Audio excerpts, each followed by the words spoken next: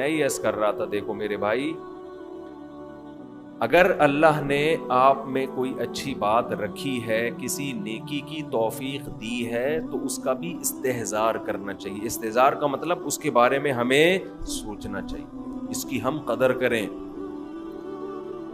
اس پہ اللہ کا شکر ادا کریں۔ یہ نہ دیکھیں سب روزے رکھنے تو ہم نے رکھ لیا تو کیا ہو گیا، بھائی سب کا نہیں پتا، ہم تو نالائق ہیں یار، سب تو بہت نیک ہیں، وہ تو رکھ سکتے ہیں، ہم جیسے نالائق کو اللہ نے توفیق۔ میرا جو اللہ سے معاملہ ہے، مجھے کیا پتا آپ کا کیا معاملہ ہے، میں تو اپنا معاملہ دیکھوں گا۔ تو ہمارے نبی اپنے آپ کو موٹیویٹ کیسے کرتے تھے؟ رہب الظما، پیاس چلی گئی، وابتلت العروق، رگیں تر ہو گئیں، وثبت الاجر انشاء اللہ، اور اللہ نے چاہا تو اجر ہمارے اعمال میں لکھ دیا گیا، اجر لکھ دیا گیا ہے۔ تو اس سے انسان کو اگلے دن دوبارہ روزہ رکھنے کا حوصلہ ملتا ہے۔ اور گناہ میں الٹا،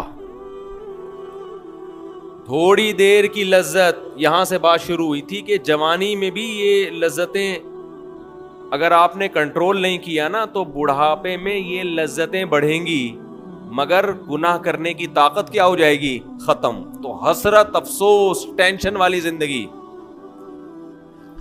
تو اس لیے جوانی میں اپنے آپ کو نیکی کا عادی بنا لو، اس سے بڑھاپا بڑا خاندانی گزرے گا، اللہ اللہ کی بڑھاپے میں توفیق ملے گی۔ جوانی میں تسبیح کی عادت ڈال لو، سمجھتے ہو؟ نہیں آ رہی سمجھ میں؟ جوانی میں کیا عادت ڈال لو؟ تسبیح کی۔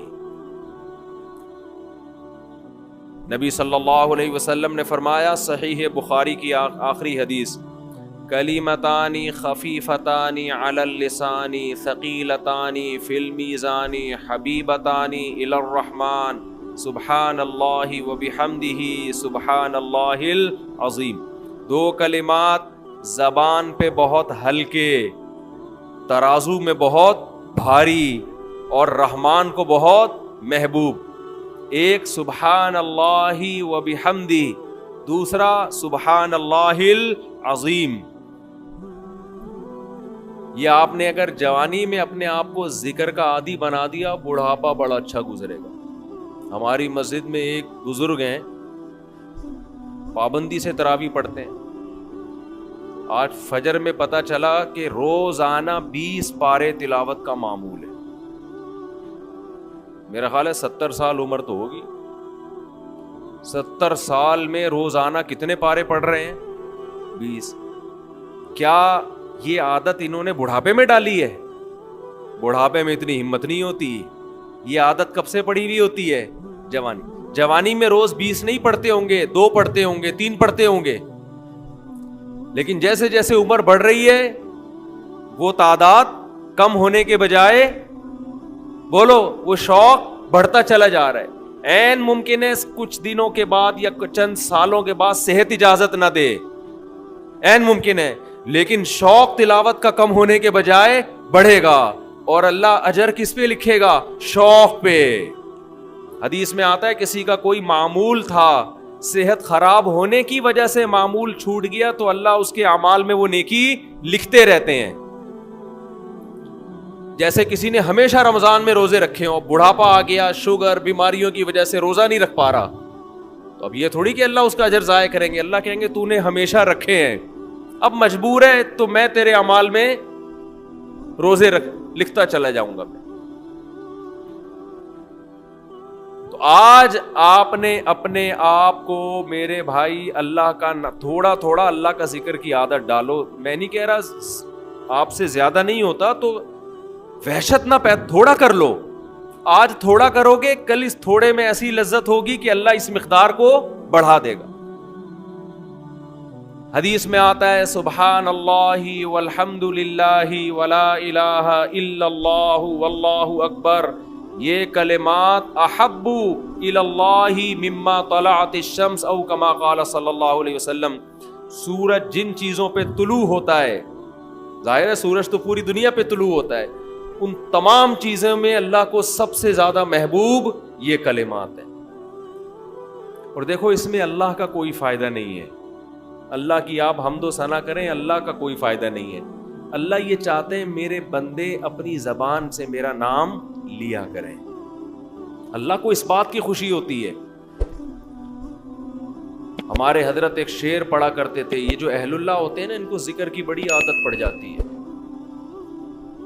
بار بار اللہ کا نام لیتے لیتے نا, شروع میں تو انسان کو عادت نہیں ہوتی, جب نام لیتا ہے اور بار بار ذکر, تو پھر اس کا ٹائم اللہ کے ذکر کے بغیر پاس نہیں ہوتا. پھر اس کو ایک کمی محسوس ہوتی ہے.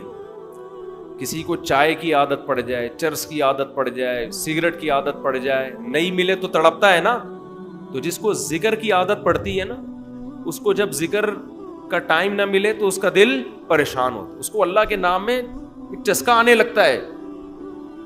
لیکن یہ پہلے دن نہیں ہوگا, عادت ڈالنی پڑے گی.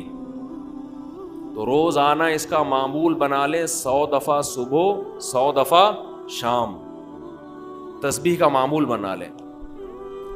اس سے کیا ہوگا, ابھی شاید دل نہ لگے آپ کا, لیکن جیسے جیسے عمر بڑھے گی اللہ کے نام کا چسکا لگنا شروع ہو جائے. بڑھاپا بہت اچھا گزرے گا, اللہ کو یاد کر کے گزرے گا.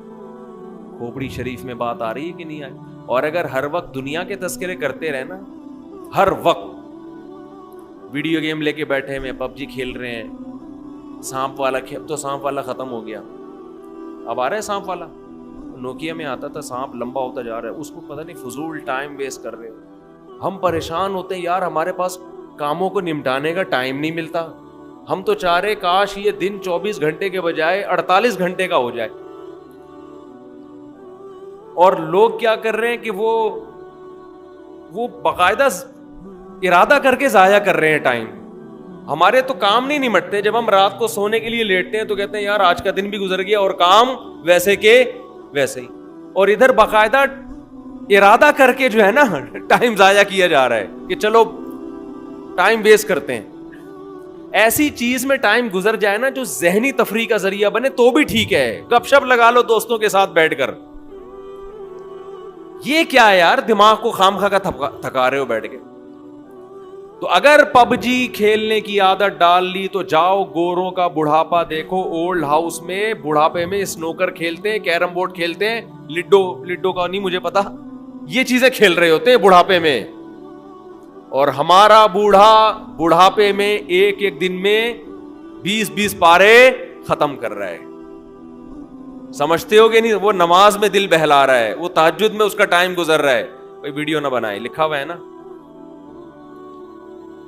تو یہ کیسی عجیب بات ہے. آپ جائیں وہاں, ایک صاحب نے مجھے کہا کہ میں نے یورپ میں بڈھی عورتوں کو دیکھا, بڈھی عورتیں 5-6 بڈھی عورتیں بیٹھی ہوئی اور جوا کھیل رہی ہیں, تاش کھیل رہی ہیں. کہہ رہے مجھے یاد آیا یار ایک ہماری بوڑھی ہے, ہماری بوڑھی عورتیں مصلے پہ بیٹھی ہوتی ہیں, اللہ اللہ کر رہی ہوتی ہیں, آخری وقت اللہ کا نام لے کے گزار رہی ہوتی ہیں.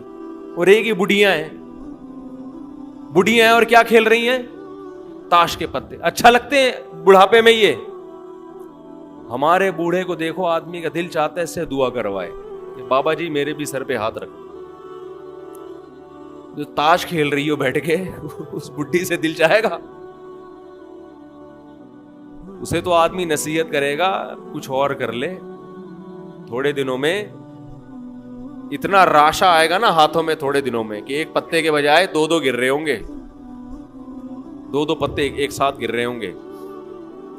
تو اس لیے کارآمد بنا لو, کچھ تھوڑا بہت اللہ کا نام لے لیا کرو. تمام دوائیں بچوں کی پہنچ سے